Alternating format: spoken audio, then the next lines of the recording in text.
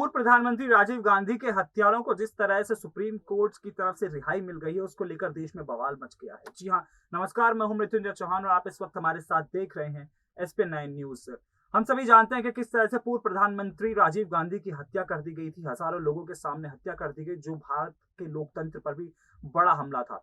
ऐसा देखा जा रहा था कि उसको लेकर के जिस तरह से सुप्रीम कोर्ट में सुनवाई जारी रही, ऐसा माना जा रहा था कि सभी को जिस तरह से आजीवन कारावास के लिए भेजा गया था, सभी हत्यारों को, उसमें कोई बड़ा फैसला सुप्रीम कोर्ट सुना सकता है।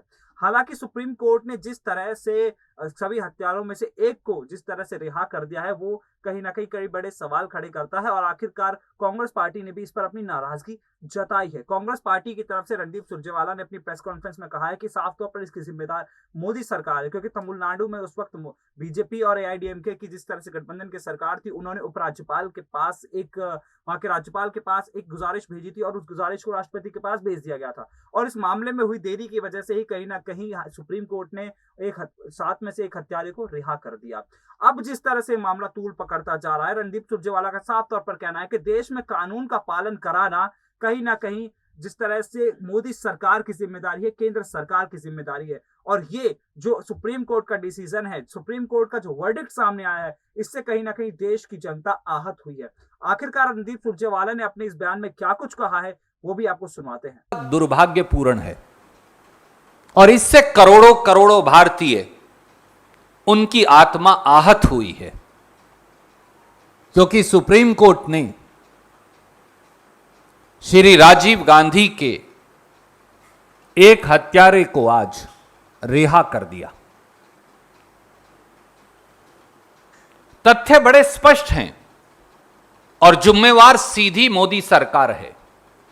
9 सितंबर 2018 को तत्कालीन बीजेपी AIADMK गवर्नमेंट ने, कैबिनेट ने, उस समय के गवर्नर श्री बनवारी लाल पुरोहित, जो पूर्व बीजेपी नेता हैं और जिन्हें मोदी जी ने तमिलनाडु का गवर्नर लगाया था, उनको यह सिफारिश भेजी कि राजीव गांधी जी की हत्या के 7 हत्यारों को रिहा कर दिया जाए। श्री बनवारी लाल पुरोहित, तत्कालीन गवर्नर तमिलनाडु ने निर्णय लेने से कोई निर्णय नहीं लिया, ना हां में ना ना में। उल्टा अपना पल्ला झाड़ते हुए राष्ट्रपति जी को भेज दिया मामला। राष्ट्रपति जी ने भी कोई निर्णय नहीं लिया।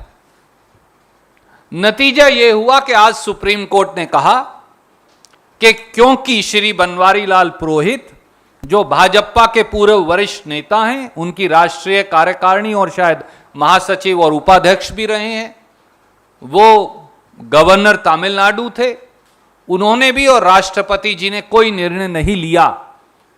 इसलिए इस देरी को देखते हुए और निर्णय ना लेने की भारत सरकार के नॉमिनी गवर्नर और राष्ट्रपति जी के निर्णय को ना निर्णय लेने को कारण को देखते हुए उन्होंने राजीव जी की हत्या के एक हत्यारे को रिहा कर दिया। स्वाभाविक तौर से अब सब हत्यारे रिहा हो जाएंगे। मोदी जी, कांग्रेस और भाजपा छोड़िए, क्या यही आपका राष्ट्रवाद है? तो देखा आपने कि रणदीप सुरजेवाला ने सीधे तौर पर प्रधानमंत्री नरेंद्र मोदी से ही सवाल पूछ डाला कि आखिरकार यही क्या आपका राष्ट्रवाद है। गौर करने वाली बात यह है कि पूर्व प्रधानमंत्री राजीव गांधी की हत्या करने वालों को ऐसा माना जाता है कि कड़ी से कड़ी सजा मिलेगी या फिर उन्हें फांसी तक हो सकती है। लेकिन जिस तरह से इस मामले में देरी हुई और उसके बाद एक हत्यारे को रिहा कर दिया गया, सबूतों के अभाव में रिहा कर दिया गया, मामले में हुई देरी के अभाव में रिहा कर दिया गया, वो कहीं ना कहीं कई बड़े सवाल खड़े करता है। क्या आप बीजेपी भी इस एजेंडा को लेकर के आगे बढ़ रही है कि कांग्रेस पार्टी को नीचा दिखाने की कोशिश की जा रही है?